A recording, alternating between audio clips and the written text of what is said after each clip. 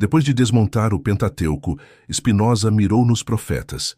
Isaías, Jeremias, Ezequiel, Daniel, todos aqueles que supostamente recebiam mensagens diretas de Deus sobre o futuro. A tradição dizia que eles tinham poder sobrenatural de prever eventos antes de acontecerem, provando assim que falavam em nome do divino. Mas Spinoza descobriu algo muito diferente quando analisou os textos cuidadosamente. Primeiro, ele notou um padrão estranho. As profecias eram incrivelmente detalhadas e precisas sobre eventos que já tinham acontecido na época em que o texto foi escrito, mas extremamente vagas sobre qualquer coisa além disso. Por exemplo, Daniel supostamente previu a ascensão e queda de vários impérios com detalhes impressionantes. Mas quando você analisa as datas, percebe que o livro de Daniel foi escrito durante ou depois dos eventos que ele prevê. É como se eu escrevesse hoje um livro profético, descrevendo em detalhes a Primeira e Segunda Guerra Mundial, e depois fizesse previsões vagas sobre o futuro distante. Spinoza percebeu que os profetas não estavam prevendo o futuro. Estavam fazendo algo muito mais humano e político. Estavam interpretando o passado recente e oferecendo análise política disfarçada de revelação divina.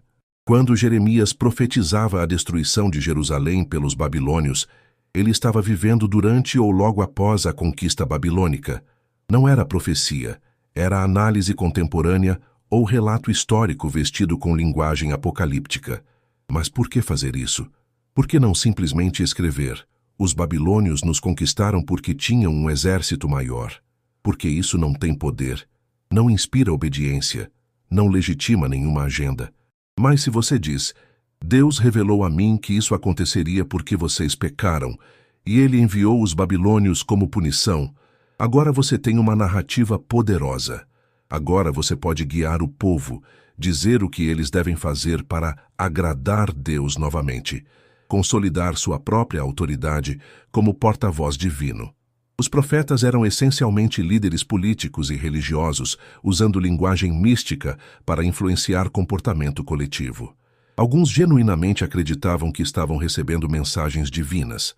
Alucinações e estados alterados de consciência eram interpretados como visões sagradas. Outros eram mais calculistas, sabendo exatamente o que estavam fazendo. Mas em ambos os casos, o resultado era o mesmo: consolidação de poder através de reivindicações de acesso especial ao divino. Spinoza também analisou a natureza das próprias revelações. Os profetas frequentemente descreviam experiências visuais e auditivas extremamente vívidas, vozes que falavam, visões de criaturas fantásticas, sensações de presença divina avassaladora. Mas ele notou algo interessante. Essas experiências variavam drasticamente, dependendo da personalidade e contexto cultural de cada profeta. Isaías tinha visões majestosas de Deus em um trono celestial. Ezequiel via rodas dentro de rodas e criaturas bizarras. Daniel tinha pesadelos simbólicos com bestas representando impérios. Se essas eram revelações diretas de um Deus único, falando claramente com seus escolhidos, por que tanta variação? Por que Deus aparecia de formas completamente diferentes para pessoas diferentes? A resposta de Spinoza era óbvia: porque não era Deus falando. Era a mente humana interpretando experiências internas através do filtro de sua própria cultura, medos, esperanças e contexto político. Um profeta, no meio de uma invasão estrangeira, naturalmente teria visões apocalípticas. Um profeta, durante tempos de paz, teria visões mais otimistas. Mas aqui está a parte mais importante. Spinoza não estava dizendo que os profetas eram fraudadores maliciosos. Ele reconhecia que muitos eram sinceros, genuinamente convencidos de que estavam recebendo mensagens divinas. O problema não era má fé necessariamente. O problema era epistemológico. Como você sabe que uma voz na sua cabeça é Deus e não sua própria psique?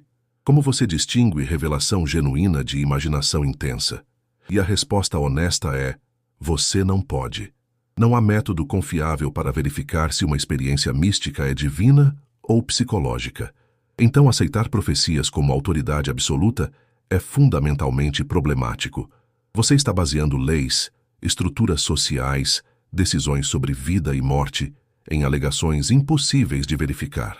É um sistema perfeito para abuso de poder, porque não há accountability. O profeta diz que Deus falou com ele. E pronto. Questionar isso é questionar Deus. Spinoza queria quebrar esse sistema. Ele propôs que revelação genuína, se existisse, teria que ser acessível a todos através da razão. Porque um Deus justo não daria acesso especial a indivíduos específicos e depois puniria outros por não acreditarem neles. Um Deus racional teria criado a razão humana como o caminho universal para entendê-lo.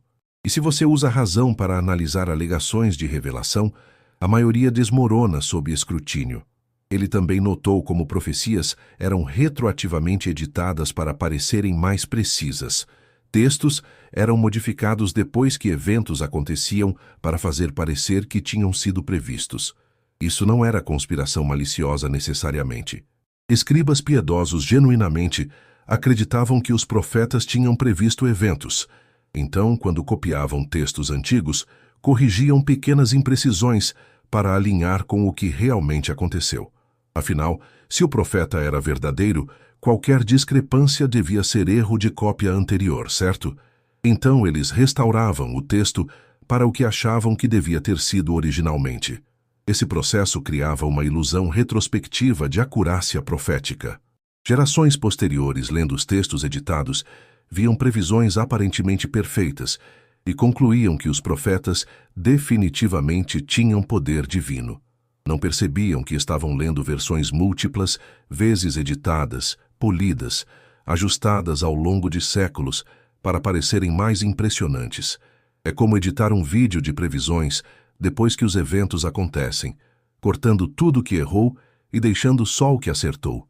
Retrospectivamente, parece que você tem poderes psíquicos, mas é só edição seletiva. Spinoza estava sistematicamente desmontando todos os pilares da autoridade religiosa tradicional. Moisés não escreveu as leis que lhe foram atribuídas.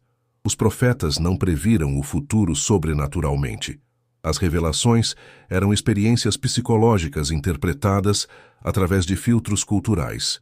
E tudo isso tinha sido construído ao longo de séculos em uma estrutura massiva de autoridade que controlava como as pessoas pensavam, agiam e organizavam sociedades inteiras.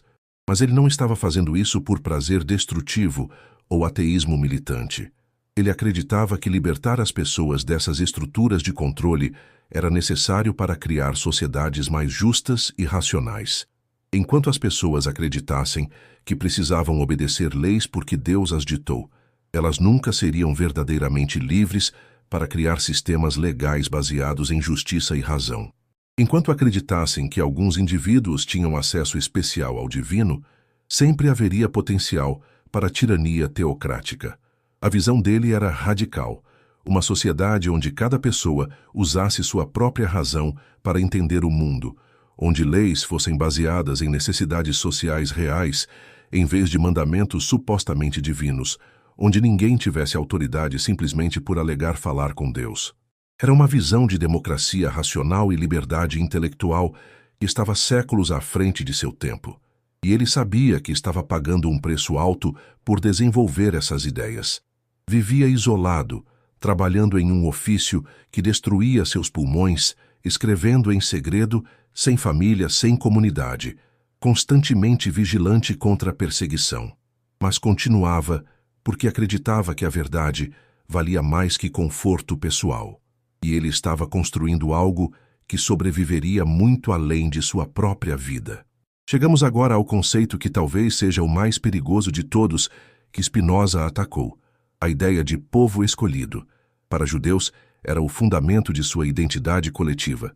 Para cristãos, era a história de como Deus primeiro escolheu Israel e depois estendeu a salvação aos gentios através de Jesus.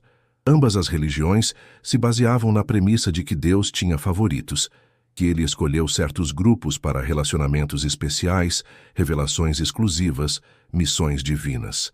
Spinoza olhou para isso e perguntou: por que um Deus perfeito, infinito e universal teria favoritos? Que tipo de Deus escolheria um grupo étnico específico em detrimento de toda a humanidade? E mais importante, de onde veio essa ideia? A resposta dele era brutal e simples. Veio dos próprios humanos querendo se sentir especiais, querendo legitimação divina para suas conquistas territoriais e estruturas sociais. Ele analisou como a narrativa de povo escolhido funciona politicamente. Primeiro, você estabelece que seu grupo foi escolhido por Deus para algo importante. Isso cria coesão interna imediata. Todos se sentem parte de algo maior que eles mesmos. Cria orgulho coletivo, senso de destino compartilhado. Mas também, crucialmente, justifica ações contra outros grupos. Se Deus prometeu esta terra para nós, então tomar essa terra de seus habitantes atuais não é conquista imperialista, é cumprimento de vontade divina. Pensa na narrativa do Êxodo e conquista de Canaã. Deus supostamente prometeu aquela terra aos descendentes de Abraão. Então, quando os israelitas invadem e massacram as populações nativas, isso não é genocídio comum, é ordem divina. Deus mandou exterminar aqueles povos, então não apenas é permitido, é obrigatório. Sem o conceito de povo escolhido, seria apenas uma tribo invadindo o território de outras tribos, algo comum e moralmente problemático. Com o conceito, vira missão sagrada.